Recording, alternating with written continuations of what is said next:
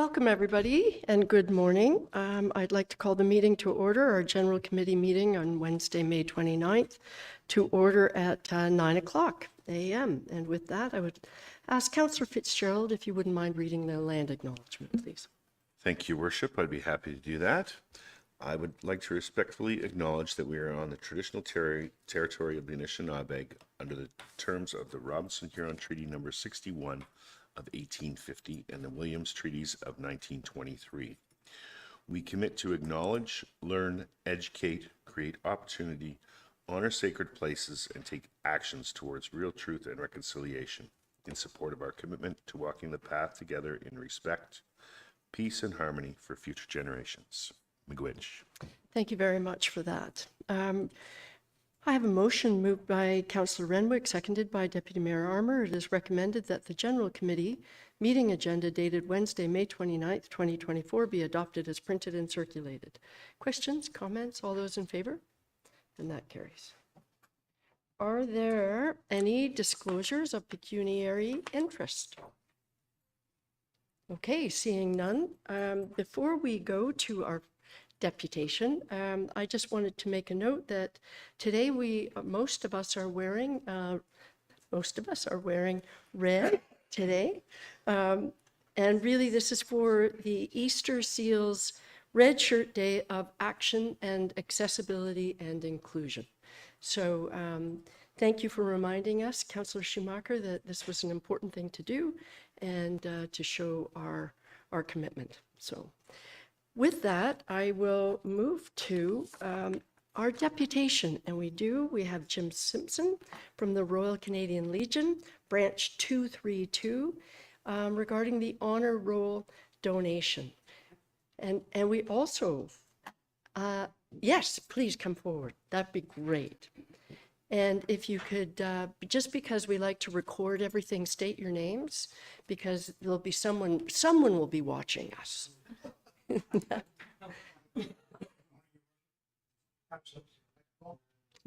Yes. Just press the middle button right there. That's it. There we go. Okay. That's great. Good morning, Your Worship, councillors. My name is Jim Simpson. I represent Branch 232 of the Royal Canadian Legion here in Huntsville. I'm accompanied today by Tony Evans, our Sergeant at Arms, and our President, Bruce Frank. He sends his apologies, but he had a conflicting appointment.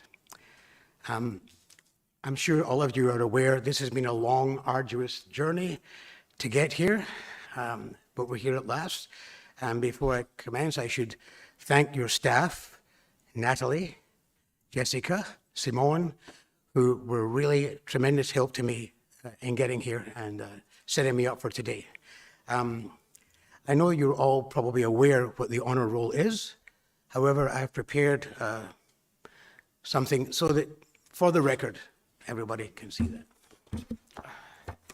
Hopefully I can read this without my reading glasses. The World War II honor roll, which is presently located in Huntsville Post Office. This artifact displays the names of 398 veterans of the Second World War from the Huntsville area and has been in the stairwell of the Huntsville Post Office for a very long time, possibly dating back to the 1960s. Renovations to the post office, however, which took place in 2021, closed off the stairwell entrance, therefore removing the honor roll from public view. The history of the honor roll remains a mystery. Neither Canada Post nor the Legion have been able to uncover any information as to its provenance or whoever commissioned it and caused it to be displayed at the post office, which was most likely considered at the time to be the best place for it to be viewed by the public.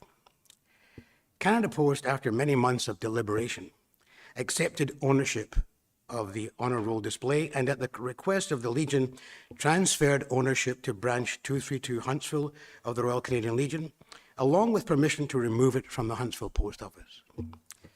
Whoever originally commissioned this work intended it to be viewed by the residents of Huntsville to remember those whose names appear on it, many of whom are reflected in street names and parks throughout the town. Some of these families still reside in our town and are actively engaged in many community organizations. The Royal Canadian Legion Branch 232 is therefore pleased to transfer ownership of this important artifact by way of donation to the town of Huntsville and respectfully request that it be relocated to the Canada Summit Centre, where once again it will be accessible to public view.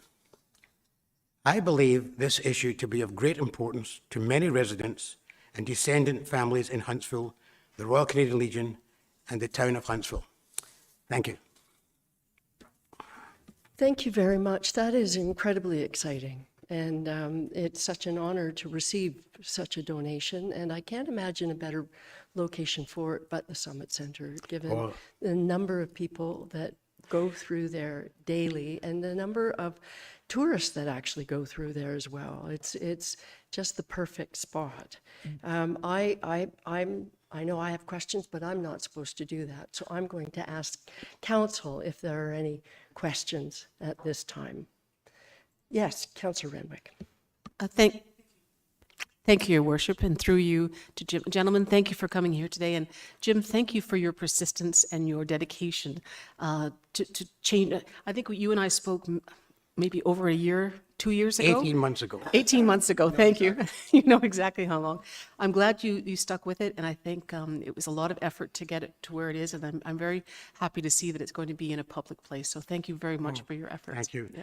But by way of explanation, I should say that dealing with the Crown Corporation is kind of difficult. I used to work for Air Canada, so I've got lots of experience So in that. you know exactly. I had to go up through approximately 7 levels of senior management to get to Mr. Reese, I think his name is, who is the manager of all Canada retail nationwide. Right. And he was the one who gave us permission, which I think you've all seen the letter. Yeah, So I'm pleased with that. it's perseverance for sure. Jessica has a picture of this we could put up on the screen just so everybody has one look at it before we move on. That would be great. Are there any other comment? Yes, Councillor Clark. Thanks, Mayor Alcock. Just some comments and to go along with Councillor Renwick. Thanks, gentlemen, for your work on this. And I also had quite a few calls about this early on when I first started on council, as well as an inquiry from you fellas. So it's good to see this finally happening. It's so important to remember our history, where we came from and what happened in the Second World War. And I always remember, probably the only thing I ever really learned in high school was I had a history teacher, Peter Keir, and Peter said something that always stuck with me, and that was that history is like driving a car. You have to check the rearview mirror once in a while to remember where you came from so that you remember where you're going.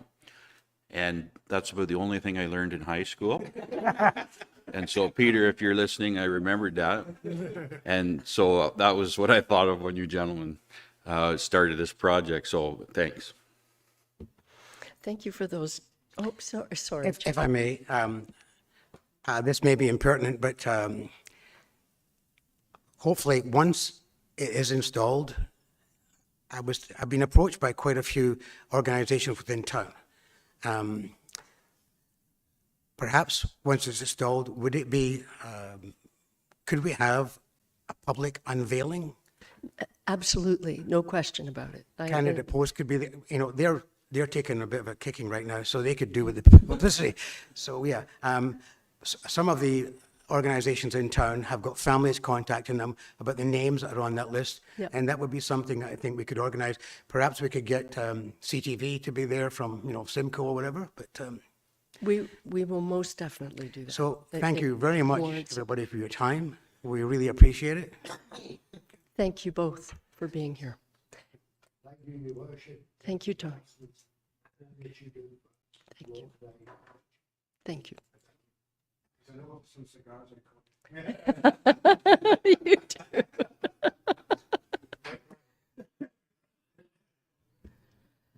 Okay, all right.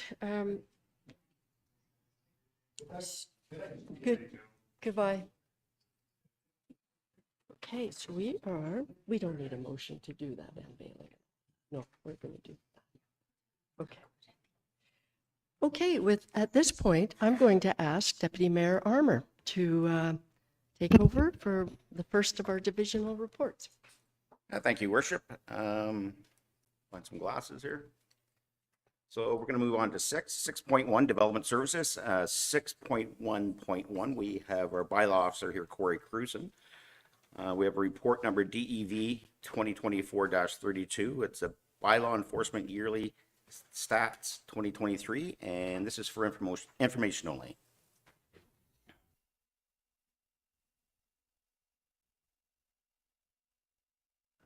Good morning. So I'm here to do the bylaws yearly stats for 2023. So a few highlights that I wanted to note within my report is for 2023, staff did issue 12 licenses for refreshment vehicles around the municipality. 3 for transient traders, 3 vehicle for hire companies were licensed, with a total of 39 drivers being licensed under those 3 licenses. With lottery licenses, there was a total of 14 issued for whether it be media bingo, raffles, 50/50s, those type of lottery events. There was a slight decrease in calls from 2022 to 2023. 2022, they were 1,266, and they went down to 1,111 calls in 2023. This is partially due to the addition of a property standards and short-term rental enforcement officer that was essentially dedicated when they first started to enforcement on short-term rentals. Within those calls, within the 1,111 calls, they ranged anywhere from dogs right large to daytime burning, clean yards, and noise complaints, as well as our other various bylaws. Part of the duties under our under bylaw staff is to attend court to fight, or not fight, but defend any tickets that were issued that the person decided to fight in court. In 2023, 387 tickets were issued by our summer parking officer. Of those 387, there was 58. My report does note that there is 46. There is actually 58 in total, and 48 of those were issued within the summer months, being May to August. So the collective fines out of the total number of fines for 2023 jumped from $10,425 in 2022 to $12,435 in 2023. Under our administrative penalty bylaw, there was 116 amps issued for 2023. 2 of those were appealed to the hearing officer, and staff was successful in upholding those fines, those administrative penalties. But the bylaw department still continues to administer and monitor the crossing guards at all the schools within the municipality. There's 5 in total, as well as we collect the transit fares from the town bus that we then pass on to the finance department to sort and count. Also, due to calls, both on weekends and after hours that we've heard through council as a concern, we've altered our hours to essentially be on from 8 a.m. to 6 p.m. 7 days a week. Mainly for monitoring beaches and any kind of parking type concerns. So that's just to kind of note that, just so that there is that additional coverage, that if we need it on after hours or on the weekend, then it's there. So that concludes my highlights. Thanks, Corey. Excellent. Do we have any questions around the table? Councillor Renwick. Thank you, Deputy Mayor Armour. So, Corey, out of the 386 total parking infractions, those were all from the summer? They're not all summer parking, are they? From the summer parking ambassador? I thought that's what you said. Yeah, through you, Chair. It is just for the summer. The 387 are just for the summer months. So from that May 1st to August 31st. Okay, and sorry if I may, the 58 then are outside of the summertime? Is that what you said? There were 58 that were outside of the summer? No, the 58 on Darragh Way were Out of the 386. Right, not the 46, but the 58. Yeah, Okay, 58, yeah. okay, So that was an error in my report. It was 58 opposed to the 46. right, okay. And if I may, just a follow-up or another question? Or somebody else can ask another question, I can come back, but if it's just a quick one. One follow-up? Go ahead.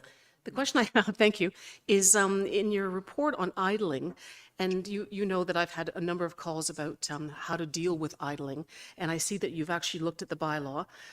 Have you had any time to come up with a education program or education pamphlet that we can hand out to people in regard to idling? Because I get so many calls, well, I get one call in particular from one person who is very frustrated with the amount of idling that happens, and it is, I'm sure, very difficult for our bylaw officers to stand right there and ticket. Is there a pamphlet or a program that you've got that we could hand out? So through you, Chair, we do have, we currently do have a pamphlet within our department that staff can hand out. We will be looking at, see if we make that more of a public document, just so that it can be hopefully used, or at least we can, yeah, hand out essentially for information to explain the bylaw and what the restrictions are under that, so. Councillor Morrison. Thank you, Deputy Mayor Armour, and through you, Corey, great report, really good information for us to have, to know how hard the staff is working on this. The $4,900 that was kind of reported to the provincial offences unit, now that the people aren't paying for license plate renewals, are we having trouble getting that money? Is there any delinquencies on that? Through you, Chair. My understanding is that they still, through provincial offenses, if you do have, so they still run on a 2-year renewal for your plates. So when you get to that 2-year renewal and there's still fines owing, then you essentially get a notice in the mail or an email or something along those lines that states that you cannot renew your license plate until those fines are paid. So it's still there. It's just it's not on a sticker type basis that it's good. Councillor Schumacher. Thank you, through you, Chair Armour, to Mr. Cruson. So you guys mostly respond to calls, but did I hear correctly now you've extended the hours so that you can maybe do a bit of patrolling of beach areas, that kind of thing? Yep, through you, Chair. Yes, we have extended our hours. We essentially start at 8 a.m. in the morning and go till 6. And we do, there's going to be, with having the more full-time staff, bylaw staff on, we'll be kind of covering off both beaches and those type of areas, as well as our summer parking person will be doing the parking side of things. So it kind of helps dedicate a staff member to both type of scenarios. Yeah, Just, so I had yeah, a well- complaint over the long weekend of like 10 dogs down at the Utterson Beach kind of thing, off Oh, leash okay. running around, that kind of thing. So just good to know that you Yeah, will be. so like there is that still communication that can be like a call into bylaw staff, or we did launch Cloud Permit, which can be, it's an online portal that can be done. Okay. And it can be, that complaint can then be passed on to the staff that's working, so. So you'll respond to calls, but you are maybe doing a Yeah, bit of, yeah, we're still actively. of both. Yeah, so it's one of those things that if we're in Huntsville and the complaint's on Utterson, obviously we can't be in 2 spots at one time. So if that complaint, it puts in that complaint, then it can help assist staff getting down to where the issue is at that time, so. And then a bit of a follow-up. Do you guys get any calls around people smoking in private or on public lands and stuff? The only reason I ask is because we did an Utterson cleanup at the beginning of May, and the amount of cigarette butts at the Utterson Park was just astounding, that there are people still don't- doing that. We don't get a huge amount of complaints at town parks and stuff.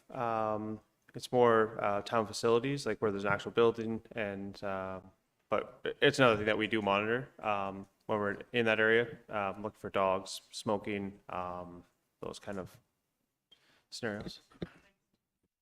Thanks for that time. Mayor Elcock. Thank you, Deputy Mayor Armour. Very quickly, Corey, you make reference to working with the Planning Department and Building Department for property standards. And I was just curious if the number of complaints, if it's growing, or is that figure, would I find that data with the Building Department? Future.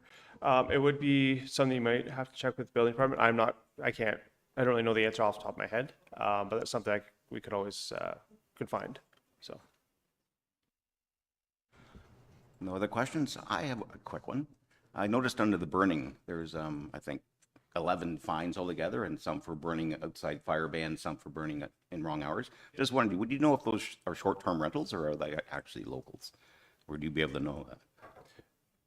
It would be, there would be some short-term rentals. I'm not sure what the breakdown of that would be.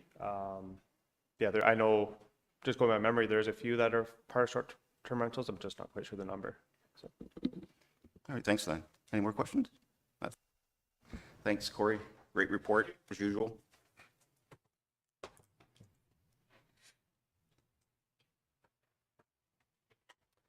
So we're going to move on to 6.1.2 with Lauren McDermott coming down. It's report number DEV 2024-49, Muskoka Workforce Project Update. And I think I have a motion to go with this one. I do. So it's moved by Helena Renwick, seconded by Dan Armour. It's recommended that the Muskoka Workforce Strategy Implement Plan and Muskoka Workforce Strategy attach appendices A and B to staff report DEV 2024-49 be received for information purposes. And further that the town proceed as a partner in the Muskoka Workforce Strategy Implementation Plan and financial implications to include in the draft 2025 operating budget for consideration. And further that the Muskoka Workforce Strategy Implementation Plan be provided to Muskoka Area Indigenous Leadership Table. Floor is yours. So through you, Chair Armour. So for many years, Muskoka economic development officers have been hearing that the workforce attraction and retention is a significant challenge across sectors in our local business community. As this is a regional issue, we have worked to align workforce development efforts collectively across Muskoka.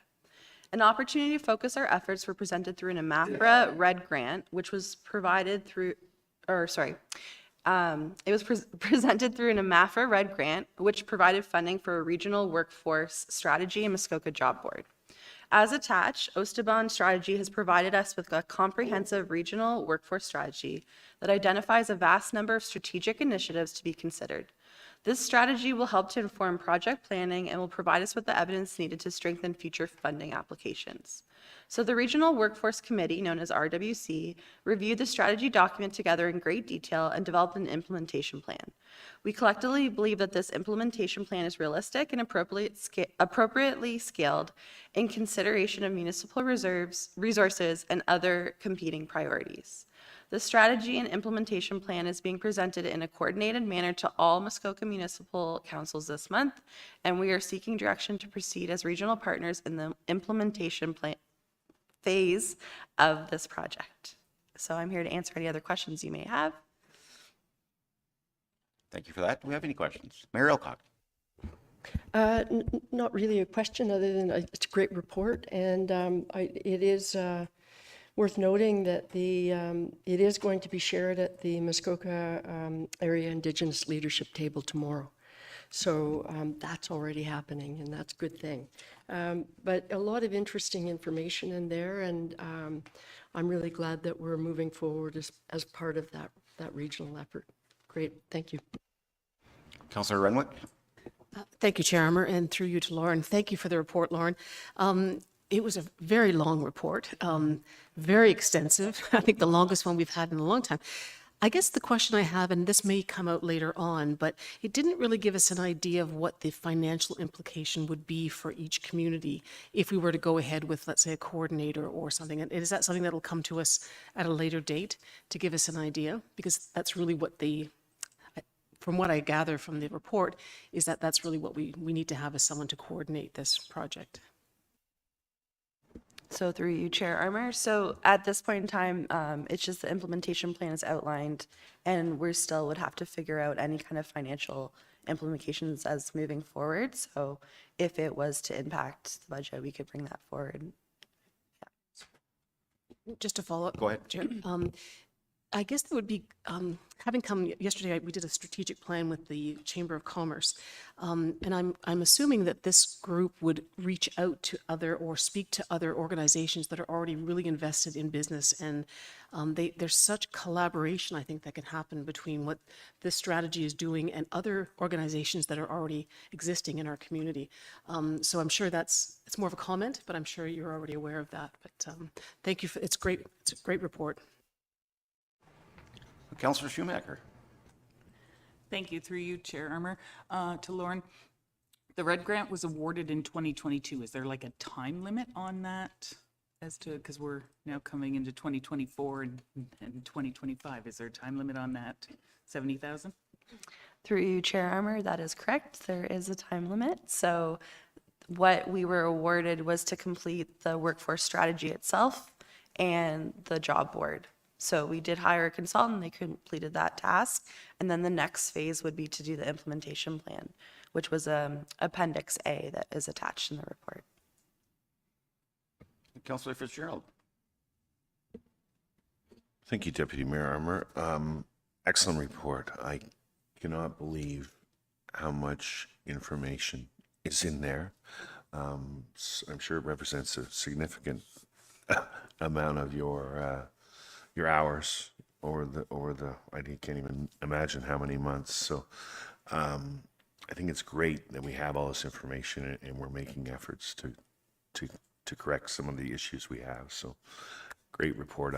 I'm probably going to have to read it a few more times to absorb everything, but good job. No, Mayor Alcock.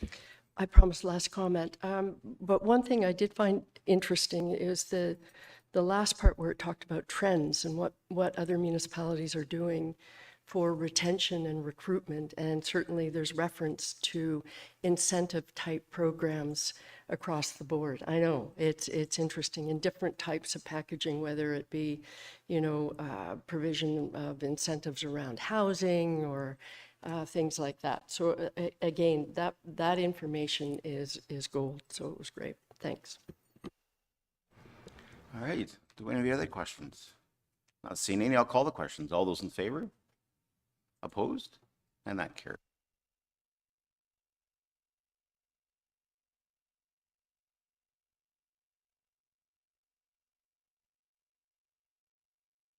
Okay, moving right along to 6.1.3 of Lisa Spolnick here. It's report number DEV 2024-50, website software upgrade and migration.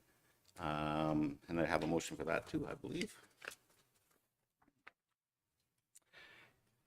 Moved by Mayor Alcock, seconded by Councillor Cloutier. It's recommended that committee approve the website software upgrade and migration to GovStack. And further, that the project amount of $57,190 be funded from the website reserved for Huntsville for existing corporate websites, with the remainder of the project to occur in 2025. And further, that the annual software fees for the content management system of $13,500 increased to $25,370 in the 2025 budget thereafter for the new subscription to GovStack.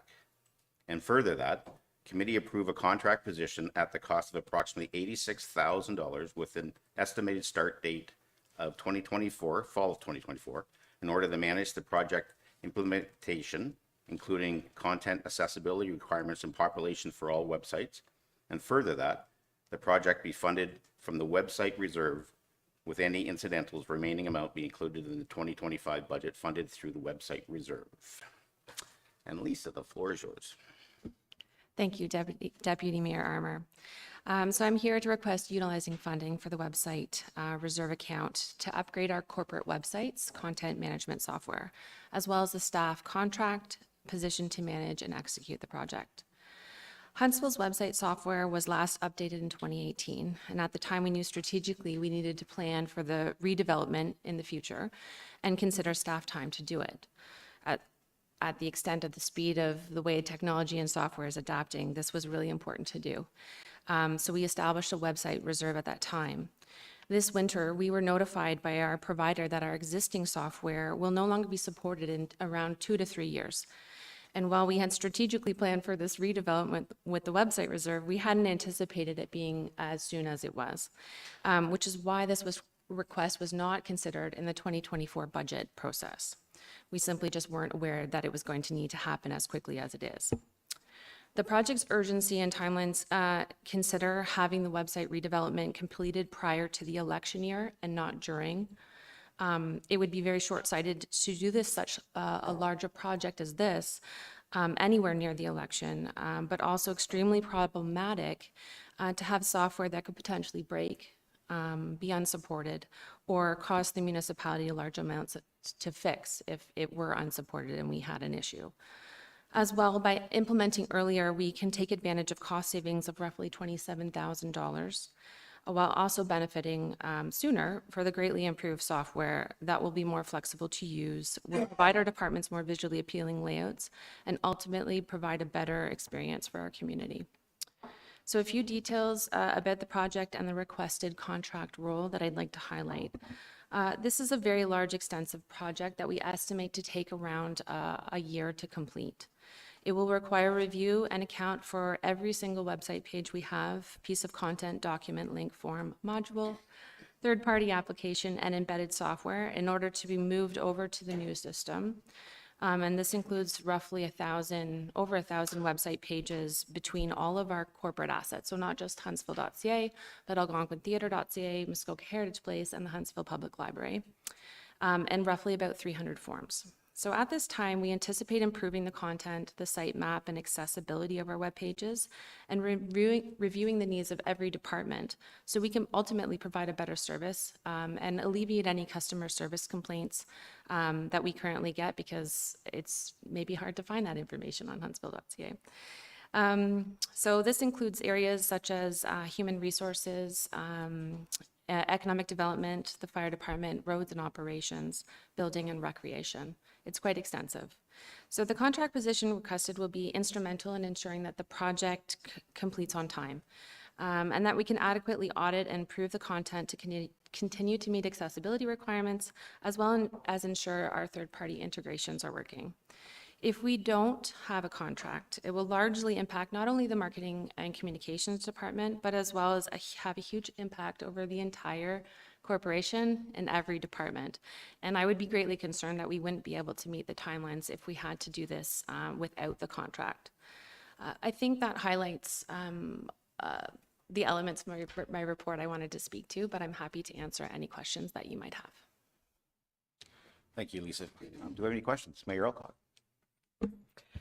Thank you, Chair Armour. And I just wanted to state, at first I had that question when I saw this about, well, why don't, because this is an in-year, why don't we wait until the 2025 budget process? But as Lisa highlighted, I certainly have come around and would support this absolutely, because of all of the reasons that you talked about, especially the time that it would take to complete the project.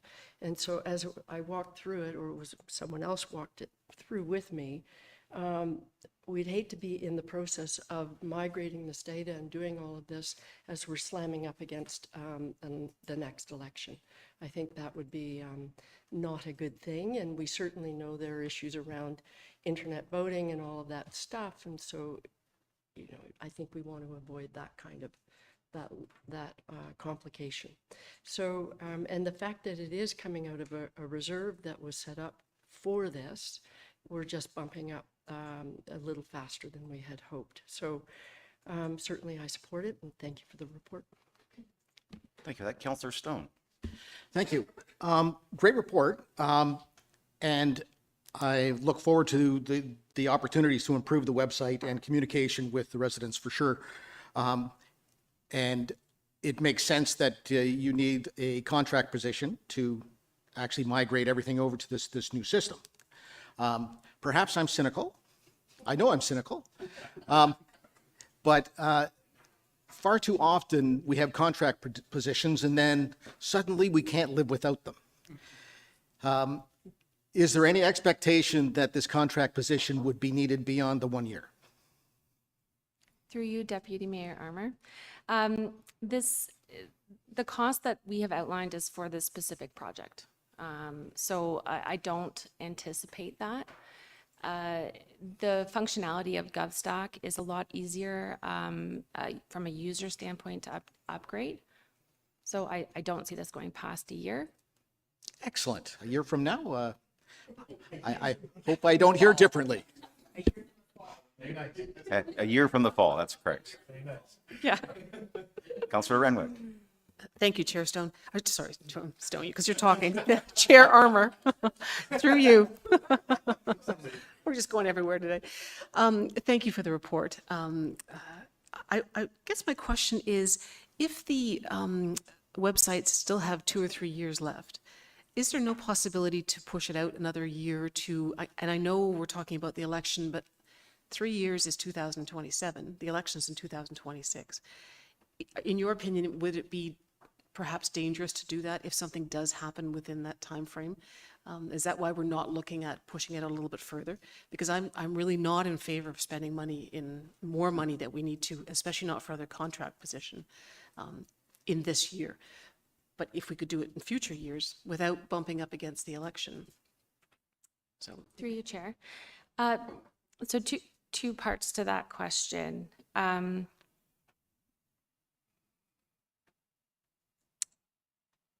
It definitely is more strategic. So one, we set up the website reserve because we knew this needed to happen. It's typically in the 5-year mark that you want to, the software changes so often and improves that it's sort of 5 years is the mark to do a website redevelopment. We were hoping to squeeze a couple more years. Our current provider, GHD, who we are requesting to utilize for this update, hasn't given me firm dates, 2 to 3 years. So that could mean at the mid to 2-year mark, they decide it's kind of unsupported. And then that is a very critical position to be in, because it means that if something breaks, they're not going to support it. It's outside of what they're willing to do. And that could either mean that we immediately have to get it fixed and it's going to cost an exorbitant amount of money because they've already decided they're unsupporting it, and that's above their customer service. So we did consider that. It definitely wasn't overlooked. It's our recommendation that we do this sooner than later, because I would never want to be in that position where the contractor's like, oh, no, sorry, we said 2 years, but we're doing it now. You were aware. I hope that answers your question, Councillor Renwick. Thanks for that. Councillor Clark. Thanks, Deputy Mayor Armour. So thanks for your report. So in the report, it says that the project would start in the fall. So I'm not sure when exactly that might be, but fall to me is September, October, November, somewhere in there. I just don't understand why we can't. We're going to be budgeting, we're going to be sitting down working on our budget in October, earlier probably than that. I don't understand why a couple of months later in January we couldn't start this project. If the proposal was to start it in late fall, it's only going to be a short time before it's January. Project could start, it could be budgeted properly in 2025. So I won't be supporting it as is today. Like I said, I don't want to answer a question for it, but I think if you said that if we started this fall, we saved $27,000. I think that's why they're coming earlier. But anyhow, Councillor Morrison. Yeah, I think I'm with Councillor Clark and Councillor Renwick at looking at ways we can do it according to what we've set a parameter of trying to go through the budget process. However, 2 things. First of all, your report answered almost all my concerns and questions I had. I think you know the room enough to know what to prepare, which was great. So I can speak from experience. The back office software that we used for my previous company that I owned gave us a bit of warning that they were going to cease to exist at some point and focus on accounting only. And then they ceased to exist long before they told us they were going to cease to exist. It was a nightmare. It cost us a ton of money and a ton of headaches, and it was not fun. Once companies start talking about the fact that they're going to peter out of something, you have no idea when it actually will happen.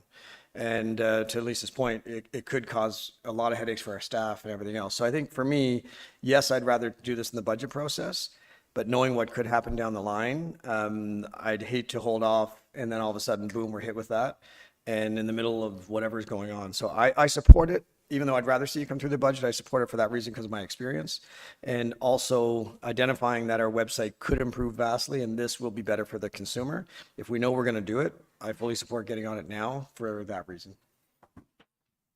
Thanks for that. And I can just make a comment too. I think with our new cloud permit issues, once we implement that into the website, I think that you'll see that go down too, which is going to cause a huge headache for building and bylaw and all the other services that have it too. So I can actually support it. Councillor Schumacher. Yeah, through you, Mayor, or Deputy Mayor Armour. We're really screwing up today. I just saw the mayor stuff. And just, yeah. To Lisa. Yeah, I was kind of in line as well, not really wanting to support, but I see the benefits because once you sign this new contract, then we're good for another 5 years, correct? Or whatever that time frame is. Good.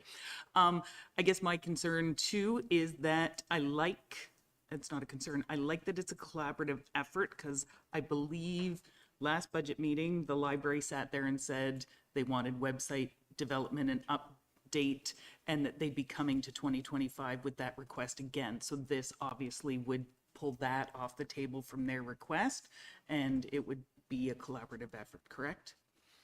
Through you, Deputy Armor Mayor. I did. Wow, sorry. My apologies. I'll Chair Armor. Chair Armor. To answer your question, and I am not clear on the request. The library may have made a notion towards more of a marketing position than potentially web. But I have been, since the very beginning, coordinating with the managers of the theater, the Heritage Plays, and David at the library to ensure that we're working together. So the contract position would support the entire corporation for this content software upgrade, as well as the migration of content. So they would also have that support. Councillor Fitzgerald. Thank you, Deputy Dan Chair Armour. We go down this road so many times where we have a reserve and the reserve's there and something comes up. I think that our website is so vital to us now that for letting the public know about meetings, about applications, and it's our only resource in some cases. So for us to not take advantage of the savings that are available now and possibly have someone in place, we don't know how long it takes to fill a position now, contract position. So I think it would be prudent for us to move on this sooner than later. And Lisa's coming with an ask that is required. So I'm definitely going to support it. Councillor Renwick. Chair, thank you, Chair Armour. Just to clarify, so Lisa, you said that if we don't do it this year in the fall, we don't get the savings of the $27,000. So if we were to do it in January, we would lose that savings. Okay, thank you. That's what I wanted to know. Any more questions here on the table? Not seeing any. I guess if we in the fall, that's really only a couple of months ahead of time for the next budget term. So yeah. So I'm going to call the questions. All those in favor of this motion? Those opposed? And that carries. Thanks, everyone. Great report.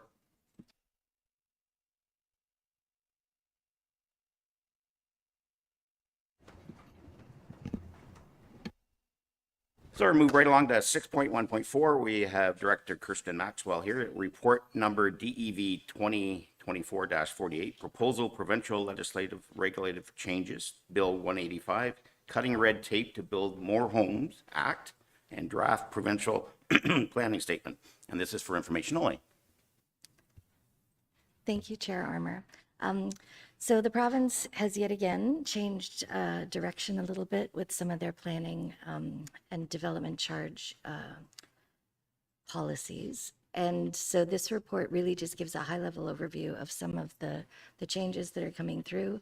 Unfortunately, with the timing of when the Act was released and the commenting periods, we weren't able to submit comments to the province because they closed They'll close tomorrow for some of them and somewhere in the beginning of May. Sort of a high-level overview of some of the changes. With the Planning Act, they are proposing to eliminate third-party appeal rights for official plan amendments, official plans, and zoning bylaws and zoning bylaw amendments, which is quite significant. They had proposed that before, and then they scaled it back a bit. But now it would mean that nobody other than an owner or an agency, they call them prescribed bodies, and I think the terminology is prescribed people, would be able to appeal an application that is before council, either for approval or against. Pre-consultation has been removed, and they're determining that it would now be voluntary. They haven't spoken to the CPP whatsoever.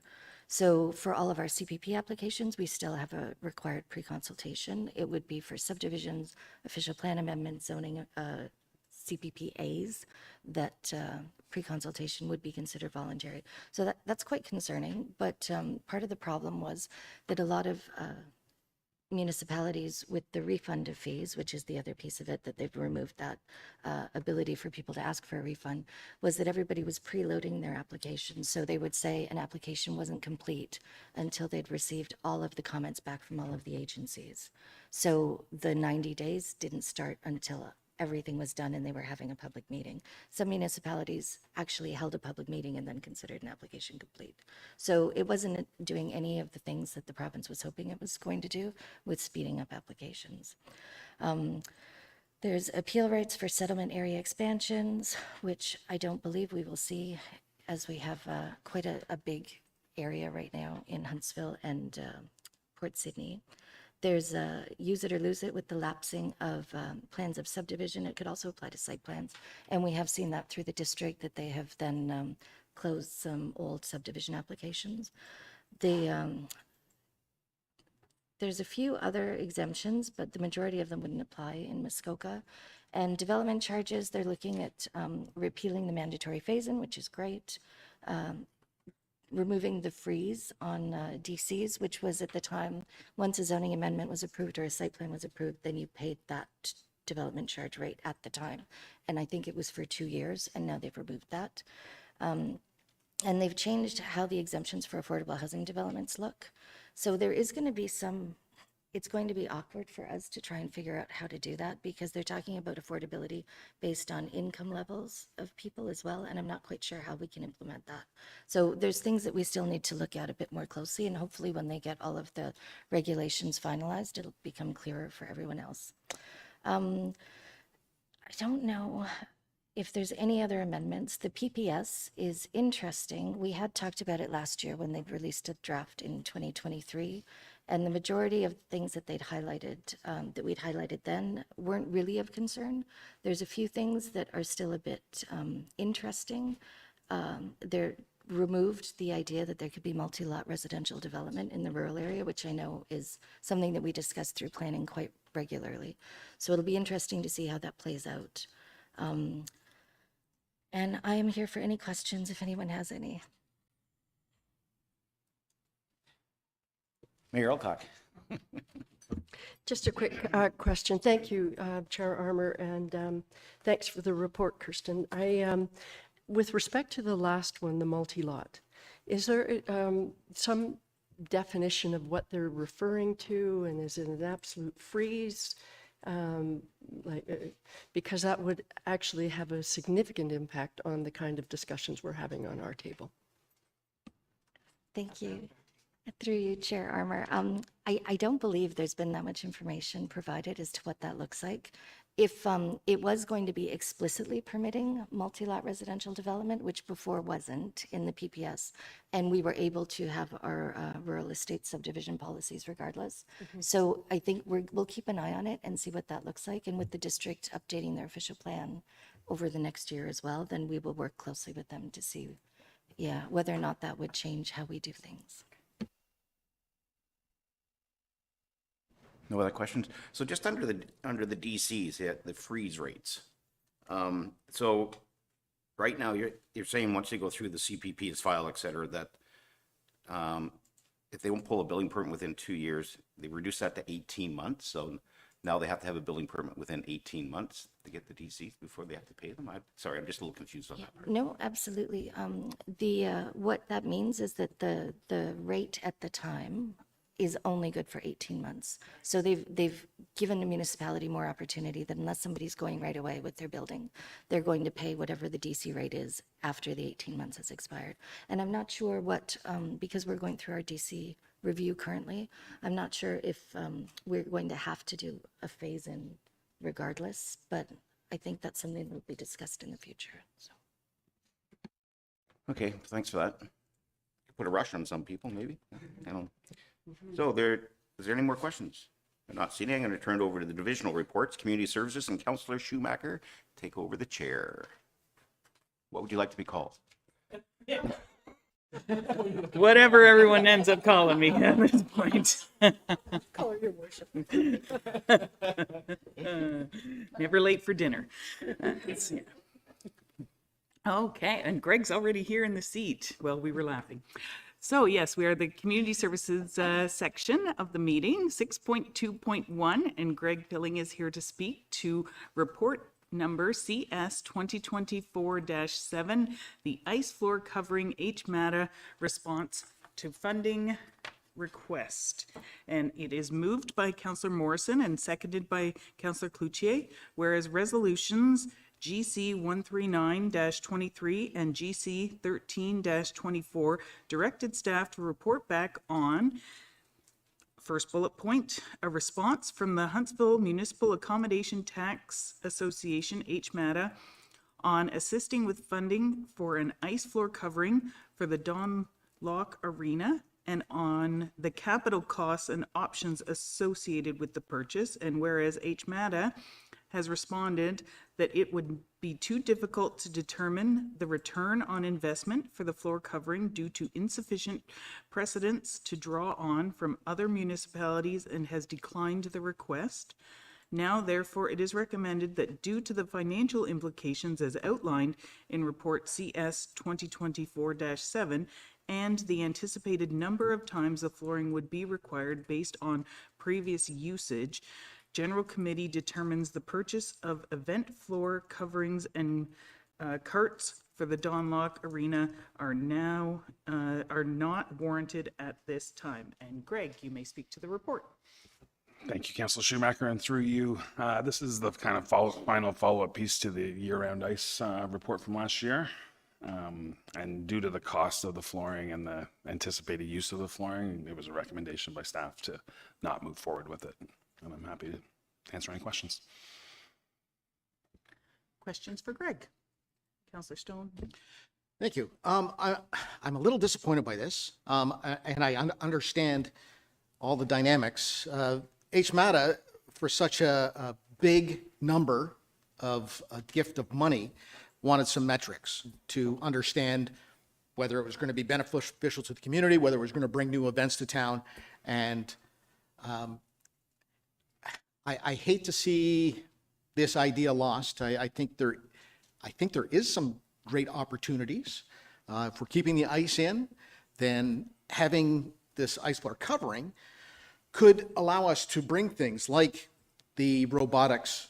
They wanted to do, the Huntsville Robotics wanted to do a yearly event, and gymnastics and many other things. But to, and I know that we asked you to report back, and there is nothing, but I don't know. I just hope this idea isn't lost. I understand why this comes back to us right now and say, no, the idea is dead for now, but I still believe there's opportunity. So I think we should keep pushing in some way. Deputy Mayor Armour. Thanks, Chair Schumacher. You know, I want to echo those, actually. I believe in Council Stone. When I look at this report, and I think we're missing an opportunity right now, especially if you look at the third option. I know that's creating work for someone, doing grant funding, all that stuff, but I don't think we should put this fire out yet. I think we should pursue it because the costs are only going to go up. And if we find out a year from now or 2 years from now we want to buy this flooring, it's, you know, the cost could be double what it is today. So I think we should look at every opportunity we have, apply for the grants, and then see how we make out. And maybe we'll get a $100,000 grant or $150,000 grant, and that cuts that cost in half.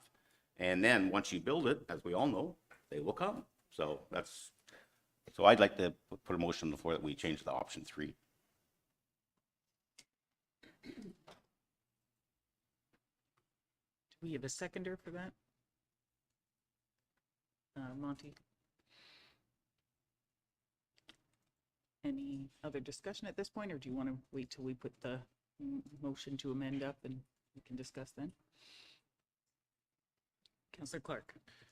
Thanks, Chair. So just a quick comment. I'm happy with the motion as is, and as you know, I didn't support year-round ice, and so the cost in this report directly, in my opinion, reflect the results of year-round ice and the need to have this surface. So I'm happy to support the motion as it is.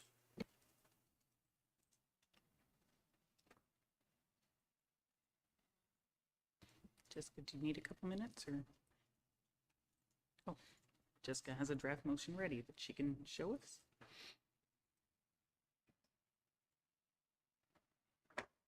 Councillor Fitzgerald, all right.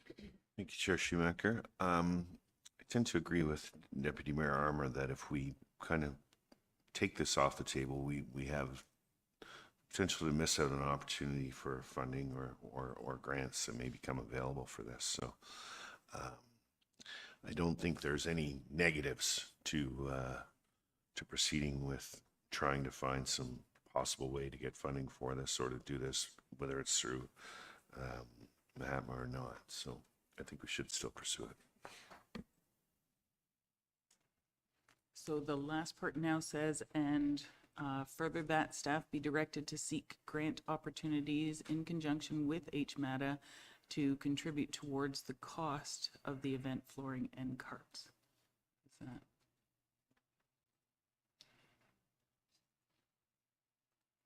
Councillor Clark, did you want to? Oh, he wants it bigger.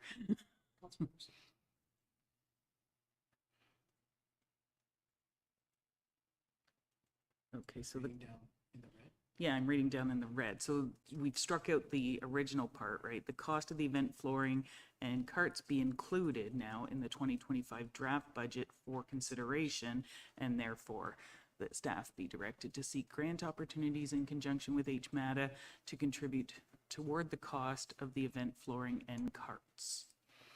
Councillor Morrison, did you have? Yeah, I could support the amendment, and I thank Greg for the work you've put into from full-time ice to all of this. It's a ton of work, and even coming to HMATA and reporting. I do remember at the HMATA table, the cost far exceeded the potential reward that we saw, so I wouldn't want to see it come in at tax dollars right now, because to add on, if you want the sports court, it's an extra, what, 300,000 on top of that, so it ends up being almost 600 grand. It becomes a need, not a want, or a want, not a need. But I will say, Mayor Alcock and I both attended the gymnastics event 2 weekends ago, I believe it was. It blew my mind. I had no idea the hundreds and hundreds and hundreds of people there on that floor, and I didn't recognize one person in the room other than Chantel and her gang. So to have an opportunity when an event comes to us to be able to pull it off would be huge, and to do it through grant money would be huge.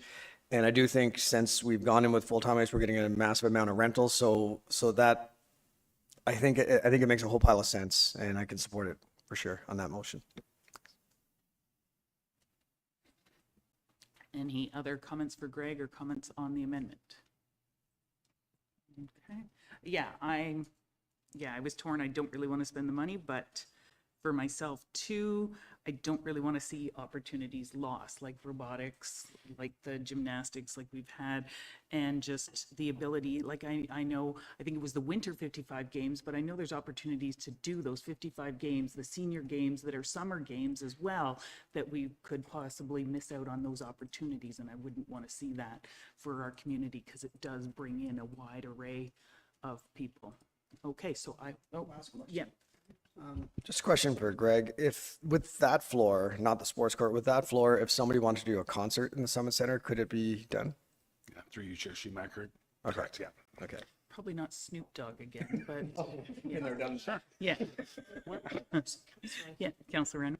Thank you, Chair Schumacher, and through you to Greg. Thank you for the report, Greg.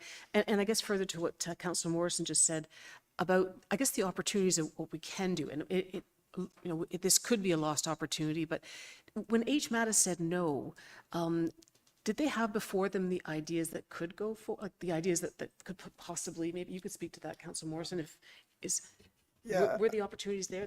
I can speak to that. I would say Greg was at a very unfair disadvantage because there isn't comparators, right? For us to say, hey, go find out what this town is doing, there might be one town in Ontario that even has one. So to find an ROI or to find examples of what was used, we couldn't. So for HMATA, we couldn't spend the HMATA dollars without the knowledge, and the knowledge isn't there to be delivered right now. Is that correct? Yeah. Yeah. One more. Thank you. Just as a follow-up then, is part of this process that maybe we're asking Greg to do to find out what opportunities there could be? Did you already have an opportunity, Greg, to look at some of the possibilities, or because you're looking at what we're asking him to do is look for grants right now, but within that, should we not offer what possibilities there could be, like to put that in there? Through you, Chair Schumacher, we did look at the lots of arenas in Ontario. It seemed to be this type of flooring was mostly in OHL arenas and up, so Ontario Hockey League, kind of that 5,000 seat stadiums, just to get a return on investment because of the cost to put it in, even just to rent the facility. I think it's approximately $3,000, give or take a few dollars on just the setup alone cost in addition to the rental. So it might become cost prohibitive to some people. When I looked at the last 10 years that I've been here, really it's about 3 events that we would have lost, which would have been Snoop Dogg being one of them. Might not have been a bad situation if that hadn't come. And then the gymnastics wouldn't have fit in the Jack. It's too small. And we would have lost that event, which was a great event. And I'm glad you got to see that because that was 990 athletes from out of town, which was great. And then the robotics is the other event over the last 10 years that has the potential to be a repeat. And again, it doesn't fit the robotics. And speaking with Ian McTavish, doesn't fit on the Jack floor. It needs the 100 by 200. So those are the 3 events in the last 10 years that, we could have got or we would have lost. The rest, for what we've hosted on the floor, from trade shows, cottage shows, other concerts, circuses, those could go to the Jack. And the Jack Beyond is plenty big enough. The surface is big enough. There's enough floor days I think it's 195 floor days a year on the Jack. So that's available for us. So we're blessed with having the second arena. But there are events that we would lose, and robotics is one of those ones, a great event in the off season, for sure. Mayor Alcock. Thank you, Chair Schumacher. Just to follow up on that point, I did attend that gymnastics event and did talk to Chantal, asking one of the reasons how we actually qualified for this event because it was so spectacular. And one, she said there were a number of factors. One, you have to put money up, and they had received money from HMATA, so that was really good. But 2, we had the facility. And that was really great. She also talked about the number. There were 900 participants, and each of the participants brought way more than they ever anticipated, like 3 or 4 individuals attached to a participant. Our hotels were full. They were staying in Gravenhurst all over the district because we ran out of short-term rental space and hotel space. So when you look at metrics, just that one event kind of gives you an idea of the value of being able to host it. So that was really amazing. I asked, is it even possible to host it again? They would love to do that. So I know it's one event, but it's one spectacular event with some incredible metrics. Councillor Clucci. Thanks, Chair. I agree with our Deputy Mayor and Mr. Stone. If we don't have, it's like everything else, I mean, if you're in sales, if you don't have it to sell, you can't sell it. So I think it's something if we can go and try and get some grants and work for the future, do we get it next year? We don't know if the grants money's there, but if we continue to chase after it and get it, it's not just, the gymnastics event. There's times during the winter months that the arena is slow. Come March, playoff time, stuff like that. Not all the teams make the playoffs and stuff like this. So there is time, we can do them, the spring home shows in March, that sort of thing, rather than, like, it's not just for in the summertime, it's something that can be used in the wintertime also, you know, in November for conferences or whatever. So it's something that can be used all year long, not just through them part months. So if we can get some money to help offset the cost, and I understand HMAT is look at it, but I think if they look at what it brings in, the money that they're putting out, they're definitely going to get that money back sooner than later. Like I said earlier, if you don't have it, you can't sell it. So it's pretty hard for Greg to go out and sell something if we don't have it, right? And also, just a question for Greg, how is the ice rentals going so far for the summer ice? Thank you. And through you, Chair Schumacher, I've got Director Babineau in the back that may have the exact numbers that I gave yesterday, but I could wing it, but be within a few dollars. But just to make sure, if you have me, thank you. Sure, I'll take that for you, Greg. Greg actually provided these for me yesterday, and I'm happy to report that July has the bookings revenue of $15,117. August has $28,625. So we are up to $43,742 for rentals booked at this point for July and August. So, and the team is, we're moving programming to build in where there's half an hour blocks to make sure that there could be an hour blocked so that we can sell it. Maybe Greg can speak to some of the interest that we've had. It's been tremendous. So between programming and rentals, it is a good news story, I think. Thank you. And through you, Chair Schumacher, just to add to that, in the original report, the cost to run the arena for a month was just under $15,000 per month. So just to give you an idea of where we've come in. Very busy during the week, Monday to Friday, but I can do a little sales pitch here since I have a microphone and an opportunity. There's good availability on the weekend, so please give us a call at the Summit Center. We're looking to fill some weekend time. It would be great. And we do last minute. So, you know, if you see the forecast on a Thursday, Friday is going to be unfavorable in July, please call us on Thursday. We'll be happy to get you in on Saturday, Sunday. Well, or maybe when we get like a 30-degree day, people want to come inside and skate around or whatever, right? Or maybe a kid's birthday party in July that's never had the opportunity to skate on their birthday.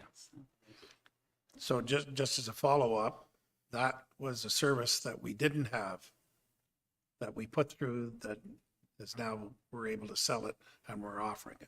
So, I mean, like, go back to the floor again. If we don't have it, we can't offer it. So, thank you. Greg and then Councillor Morrison.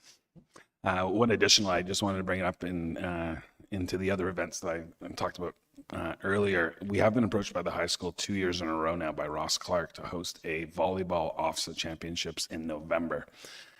They have the sport court flooring available that would go on top of our flooring, but we weren't able to do it in 2023, and Ross is looking at options for 2024. This November timelines are getting kind of tight for him, so I'm not sure if that's going to come to fruition this year, but that is another potential and a nice off-season event that would bring heads in beds. And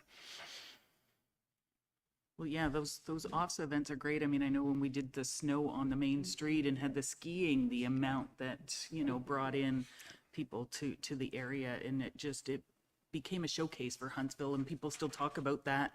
Even locals talk about the fact that we closed down the main street and put snow on it. It was great. Yeah. Councillor Morrison. And not to belabor it, because I'm sure we're ready to move on, but one thing I think is worth pointing out, the gymnastics event we just had, and just to give you an idea, when Councillor Cloutier says, giving Greg the ability to go sell, you know, I'm a huge proponent of having our facilities filled, which is why I supported the ice. That gymnastics event was, I think, U11.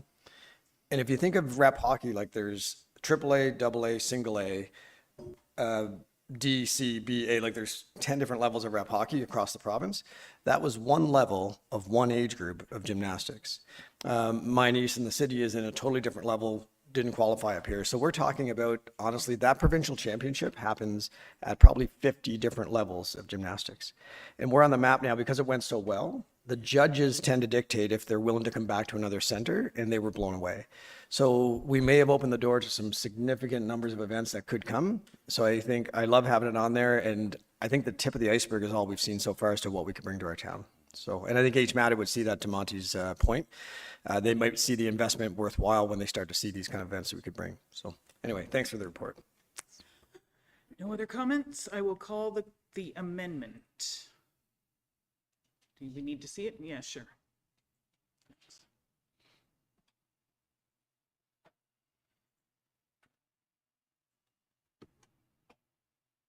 I believe the amendment is moved by Mayor Armour and seconded by Councillor Cloutier. And I said mayor again, didn't I, instead of deputy mayor? Sorry, Nancy. Yeah. So I will call the question on the amendment. All in favor? All opposed? And that carries. So now I will call the main motion as amended. All in favor? Opposed? And that carries. Thank you, everyone. Oh, and now I get to move it to someone else. I will switch this now to Councillor Morrison to take over chair.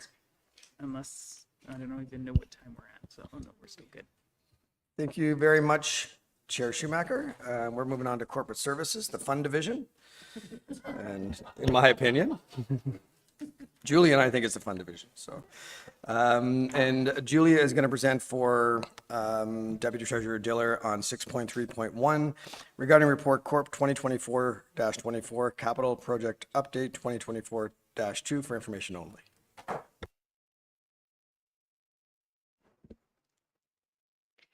Thank you, Chair Morrison. So we do have this report before you. This is our monthly update that we're giving on capital. So all the information's there if there's any specific questions. Any questions from committee? Mayor Alcock, please. No, it's not a question. Thank you, Chair Morrison, and thank you for the report. It's really a comment that it's quite stunning to see the number of projects that are coming in way under budget. And so I look at this and think that's quite a savings of over $1 million. And assuming all of that is going into the various reserves that where those savings have been received, right? Thank you, Mayor Alcock. Any other comments or questions on the report? I'd like to piggyback on Mayor Alcock's comments. I think it's important for the public, if you're watching, to understand this illustrates how hard our staff is working to save us money all the time. From the outside, people don't see that and they assume we're just spending money. Our staff is trying to get every dime shared at all times or saved. So kudos to all of our staff for doing that.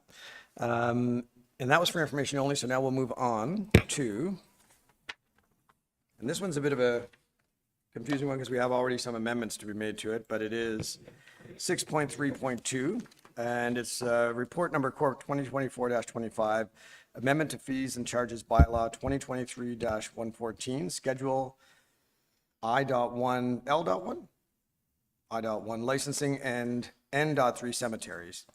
And I'm going to read this, and then we have an amendment to go with it. And Jessica, I read this and the amendment first, and then Julia speaks. Okay, perfect.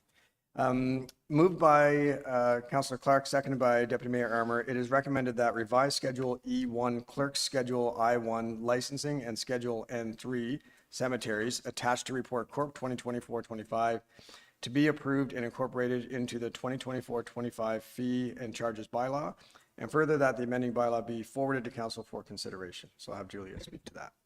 And Jessica, you look at me when I'm supposed to read the next part. There's just one small amendment just because we just in error put the clerk's schedule in there, which is not attached to this report. So just a clerical item.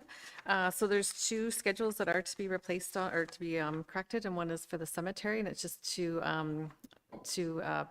better the wording for the pillow and slant slope markers, and also for the vehicle registration fees. There was just one change there where it should be annually instead of one time. Now, do I read the amendment? Okay. All right. Don't want to screw it up. So we do have an amendment to make up for the error that was in there, and it is moved by Councillor Clark, seconded by Deputy Mayor Armour. It is recommended that the following be struck out. Revised Schedule E1 clerks. So any discussion on the amendment? Okay, all in favor? Okay, now, you know what the amendment is, and now I can call the main motion as amended, right? Okay, any discussion on the main motion as amended? All in favor? Okay, and that carries. So both of those carry. And now we're going to move into some information-only reports. Starting with 6.3.3, report number Corp 2024-12, 2023 Treasurer's Statement regarding development charges. And I'll pass it over. Thank you. So this is our annual treasurer's statement for the development charges. So it just outlines how much we've collected, how much interest we've made, and what we've spent the funds on. We have done some, when we were working with our consultant, we went back and looked at some of the projects that were on our background study, and we went back and did make some adjustments for that. So we've taken more funds out of the DCs. And I did put the years on those so you could see what years those were spent. In Schedule B, and they were things like the streetscape and Etwell Bridge and the fire training facility and the fire pumper. So what that means is we've taken more DCs, but we've put the money back into reserves, so that just leaves more reserves intact that we can use that are tied to the DC Act. You will see at the front too that there was 931 collected in DCs, which is a pretty significant drop from the amount in 2022, which I think was our highest, which was 1.4 million. But on the good news, with the interest rates, we've actually earned income of about 240,000, whereas last year it was about, or the year before it was about 70,000. Great report and good update. Any questions on that report? Deputy Mayor Armour. Thanks, Chair Morrison. Just under the development charges, the difference between 22 and 23, do you think that has something to do with affordable housing and not collecting DCs? Is that? I don't believe so, because we've been exempting the affordable housing for quite some time now, so I don't think that would be the issue. I think it's been the decline in the amount of building permits that have been coming through. So I was just hoping that's what it was. Lots of building going on for affordable people. Yeah. Director Maxwell.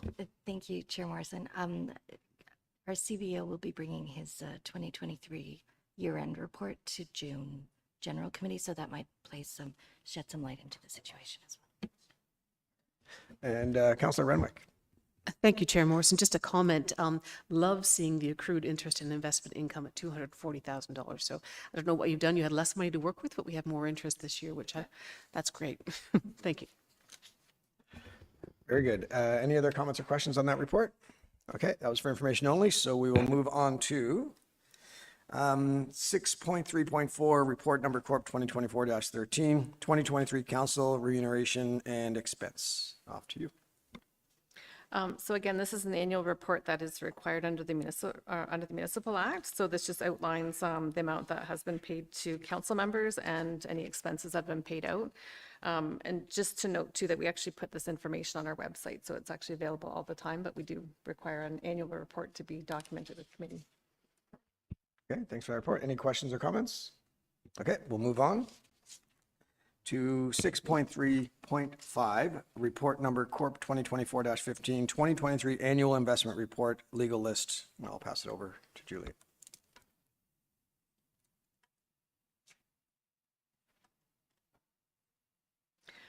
So I'm sure everybody is aware, but we kind of have two income streams for our investments. We have our investments under the legal list, which is usually investments that are held for a shorter time period.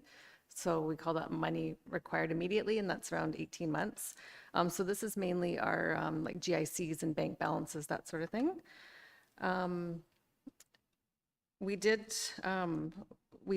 Staff made sure that money was kept in GICs as much as possible and keeping our bank balance low because of the interest rates that we have been seeing for those GICs. So we are very happy to report that our revenues for interest was about $1 million, just over $1 million, and we budgeted $330,000. So it's quite a big big increase that's going to go into our general fund. And again, this is due to the interest rates that are high right now and keeping money out of our general bank balance and putting them into those higher GICs. Any comments or questions on that report? Getting it easy today, Julia. Really easy. Yeah, exactly. We have no question when you're making us money. That's good. So, moving to 6.3.6, report number Corp 2024-16, 2023 investment report, cemetery trust funds. I bet nobody knew we had that investment. So the trust funds for the cemetery are funds that we do set aside. Just so you're aware, they are set aside in perpetuity, so we can't take these funds out. You can for certain reasons, but in general, these funds stay in there. In the past, the interest comes out of these funds, and we use that towards the cemetery upkeep. But in the past, that's been pretty nominal. So it's been good that we have had a bit more investment income this year. So I think in 2023, there was income, total investment income of $29,000. When we look at the net surplus for cemeteries, we do have a policy in place that says if there is if we're under budget, we can take those funds and put it back into the cemetery reserve. So that's what we've done because it is under budget this year for cemetery. Okay, another investment doing well. Any questions or comments on that? I should let you know that Julie is not a certified financial planner. She refused to take my investments. She can't take yours either. So she's just working on our town money. We are going to move on to 6.3.7, report number Corp 2024-17, 2023 investment report for prudent investments. So the prudent investments are the funds that we do have set aside in our one joint investment board, which they are actually financial planners, unlike myself. So we do give this money to them. I will have a separate report that I do have to provide later on in the year, but I just wanted to get this out to committee sooner, just with the results, because last year it wasn't quite as favorable as it is this year. So I'm pleased to say that we are actually above, our book value is above our market value is above our book value this year, which is great. So we've earned income of almost about $300,000 on this investment this year. And we've put about $30,000 or $40,000 back into development charges. The hospital local dedicated share, we put $170,000 into that. So that's how we're getting that fund to grow, is through this. And then some other capital reserves, about $70,000 back into capital reserves. Any comments, Mayor Alcock? Thank you, Chair Morrison, and thank you, Julia, for all of these reports. And just a very quick question. So on the hospital local share dedication, you were close to 6 million, and our target was 10. So are we, I mean, because of the interest rates and how well these are doing, we're getting there faster. Is that what we're reading correctly? It is a long-term plan, so I know, it's I know, hard to say that I right know, now. and things because can we might have a fluctuate. down year. But at the moment, we're on target. We're definitely on target, Yeah. and better than on target. Perhaps. Perhaps. That's as good as I'm going to get from you, Julia. That is Thank you. such a smart answer. But I think, Mayor Alcock, we can read between the lines. We can read between the lines on that. I think the headline, if anyone's writing an article for any media outlet, is that the town is spending less than expected and earning more than expected. So let's just go with that for now. And we'll see how she goes. We're moving on. Now that's the end of Director Mackenzie's time. We're going to go to Director Frame for report number Corp 2024-22, 2024 Outstanding Council Directives Update number 2.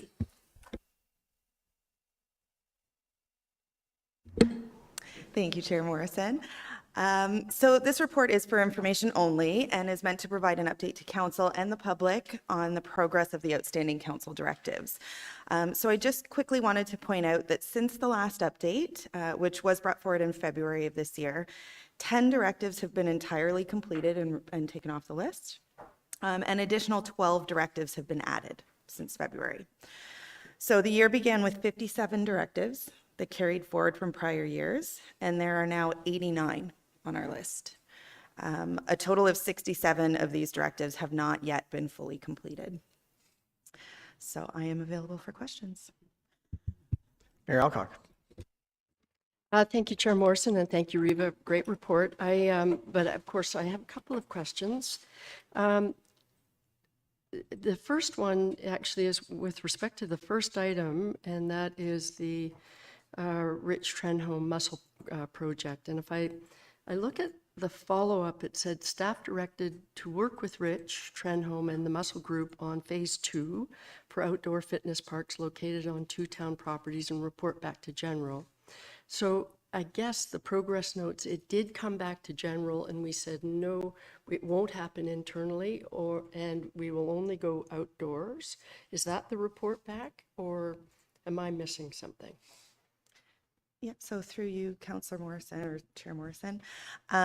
So there was actually 2 different directives related to the Muscle Project. There was Phase 1, which was for an indoor And we said no. facility, which was reported earlier this year, and that was the one that we said no to. This one is for outdoor fitness equipment, and staff have been working with Mr. Trenholm. And it was advised, or they've advised Mr. Trenholm to submit a proposal through the community budget request Okay. process. So if I may follow up on that. So that, I think that answers it then. There wasn't a requirement to come back to committee to say this is what we've agreed to with respect to the outdoor. It just went straight to now you need to go through the new community contribution program, right? As far as I know. Okay. All right. I do have another one, but okay. Thank you. And thank you for that answer. The wayfinding, I was looking for it. I know we set aside money in this year's capital for our wayfinding, the initial Phase 1 of our new signage. So I was looking for that in here and couldn't find it, but maybe it's really tiny print, so maybe I missed it. And then part of the wayfinding was for our entrance ways into town, one on Center Street, that we agreed that we were going to redo because it looks awful. And then also on Highway 60, the new entrance, not new, the old entrance coming in to the town of Huntsville. I believe all of that was budgeted for in '24. I couldn't find it either, but again, it's tiny. So.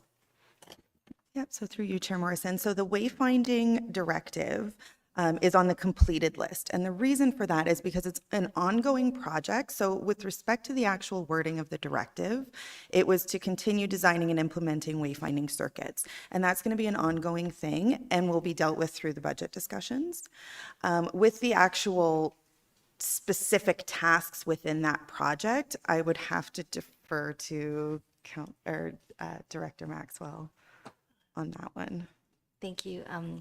The sign for Center Street, we have the quotes in, Okay. and we are awarding that project imminently.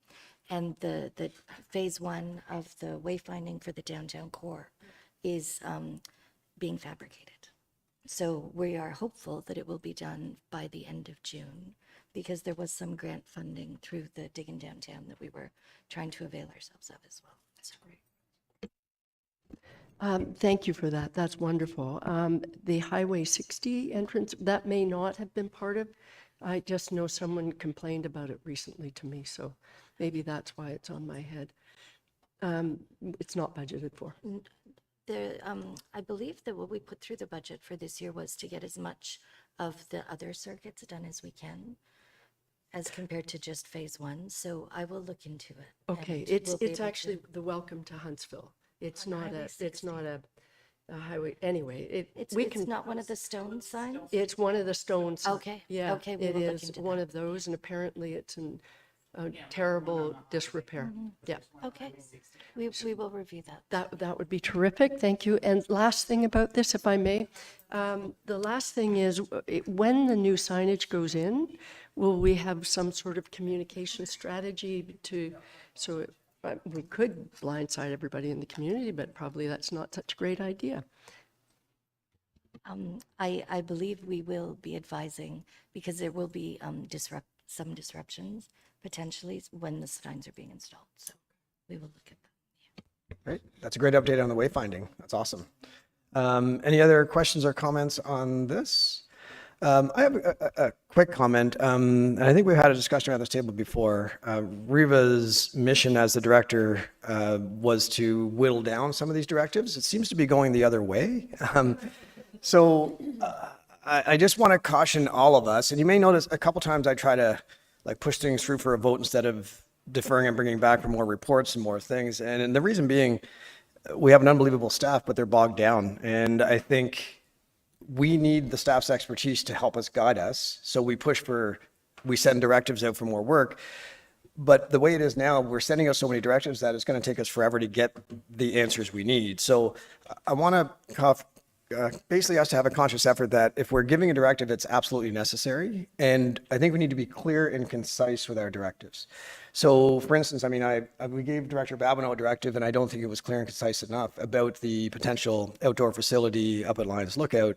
Really, the directive should have said, can we legally go there? But I think it was more than that. And I know Tanya Kalea and Director Babineau have put a ton of hours into that, and that wasn't the intention, but our staff follows directions to the letter.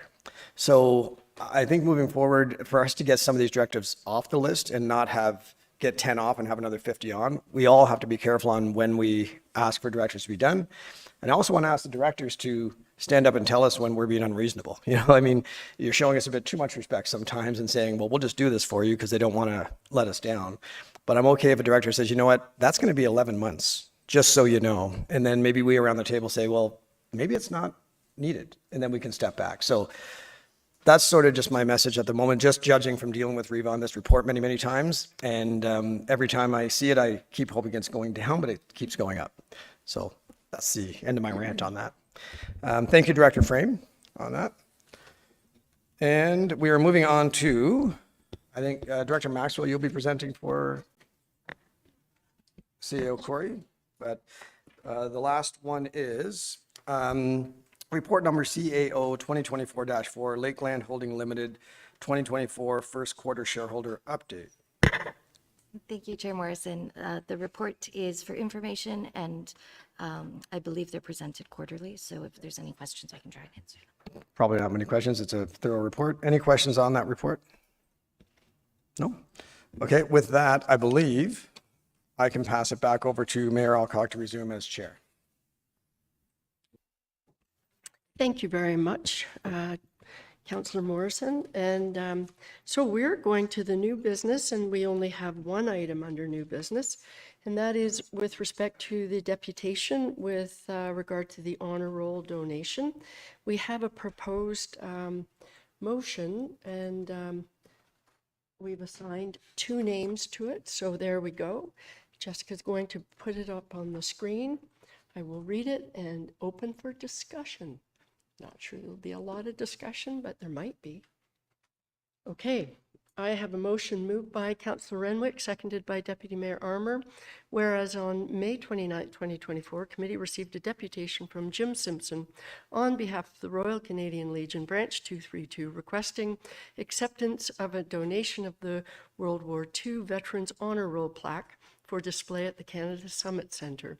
Now, therefore, it is recommended that committee approves the donation of the honor roll from the Royal Canadian Legion Branch 232 in accordance with relevant policies. And I just might add, it's a quick question. Do we need to add a line about we are going to have a significant event around the unveiling of that? Or is that just, does that go with, I would defer to Director Babineau for that. Director Babineau, you weren't, I think I caught her off guard. Can we assume that we will have a significant unveiling of this honor roll? Or do we have to add it in the motion? Yes, of course we will. We certainly will. I'm sorry. So we don't need to add, I'm so glad when I caught you off guard. You did. Good for you. You really caught me off guard. Reva was paying attention. She was. Thank goodness for her. Just saying, Reva was paying attention. Yes, we would be happy to do an event and unveil it. We're going to work with the Legion to have it moved over and mounted and. Beautiful. Yes, it will be great. That's Thank you. terrific. Thank you.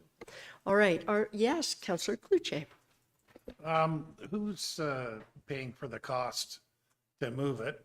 Because I'm not worried about that, because if we have to, are we supposed to pay for it?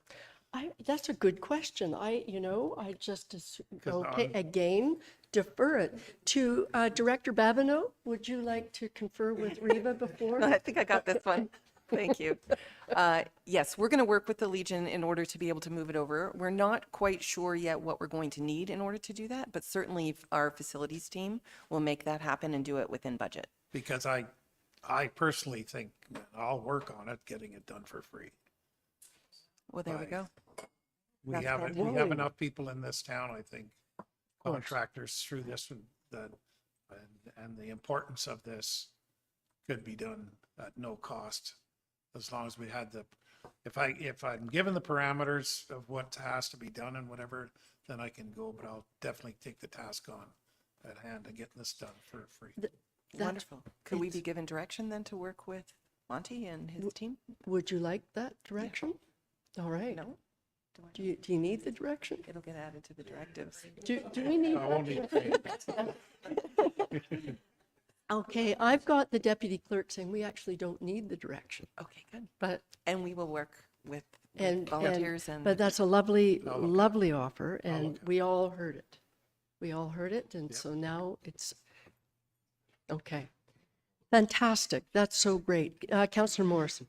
Yeah, thank you very much. And thank you, Reva, for standing up and saying we don't need that directive.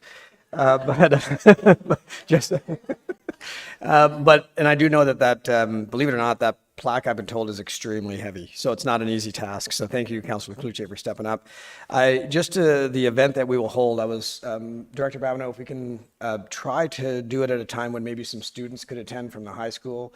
The reason I'm most excited about this going in at the Summit Center is it's probably the facility that has the biggest cross-section of our demographics in our town. And it's a place where children, parents, and grandparents, aunts and uncles gather for events. And I think that having it in the Summit Center is going to give a grandparent, aunt, and uncle to educate the youth on how important our veterans are. So I'd love the event to include the youth if we can. Perfect, thank you. Ditto. I think, couldn't agree more. Are there any other comments yes, Councillor Renwick? Just a light comment that I could perhaps convince a couple of pipers to come and help with the removal or the playing of the pipes while you're removing it. So That would be fantastic. So Councillor, oh my God, Director Babineau, did you hear that last one? Your event needs to include some pipers. Oh, wouldn't it? See? You actually need to, whatever. Perfect. We can even have a parade. Oh my God. The ideas are endless and they're all there. And we won't have a directive around it. Thank you. Okay. It'll be fabulous. Thank you. Councillor Cluche. Just to follow up, I've already just got a text of a group that'll help out move it. Isn't that amazing? It is a really, really cool thing. I know cool is perhaps not the right word, but, and I just totally agree about it being in the Summit Center. I think there isn't a better place for it. It's really great. Councillor Clark and Councillor Clark. Thanks, Mayor Alcock. Yeah, very happy to see this being done. And as the gentleman that were here mentioned, I've been more than once or twice to look at the honor roll when it was at the post office, and it's such a cool thing. I mean, there's so many old Huntsville names, families on that honor roll, family names that are still in existence here today. And as the gentleman mentioned, there's so many roads and things in our community that you would recognize the names on that honor roll. And it's so important, I think, to put it in an actual place of honor. And I'm glad to see we're doing that. Totally agree. All right, I don't see any other comments or questions or wishes or whatever. I am calling the question. All those in favor? And that carries all the way around, and I don't have anything to sign, so there we go. Under general information, we included a District of Muskoka Lake System Health Report, which is very long and very technically, it's quite detailed. I should note that there was a PowerPoint presentation done that actually is a lot easier to read, and maybe in the next one we could include that. Maybe next month we could include. Oh, they're coming next month. They'll have that same PowerPoint that I'm referring to. Okay, so we've attached that because they're coming next month, and that's preparation. Oh, okay, all right. There we go. That's under general information. We don't have anything under closed session. Therefore, we don't have any business arising from closed session, which means I have one last motion. I'm just going to take a minute before I read it. I have a motion. It has been moved by Councillor Schumacher, seconded by Councillor Stone. It is recommended that we do now adjourn at 10:40 a.m. Comments? Questions? All those in favor? And that carries with the exception of Councillor Fitzgerald, who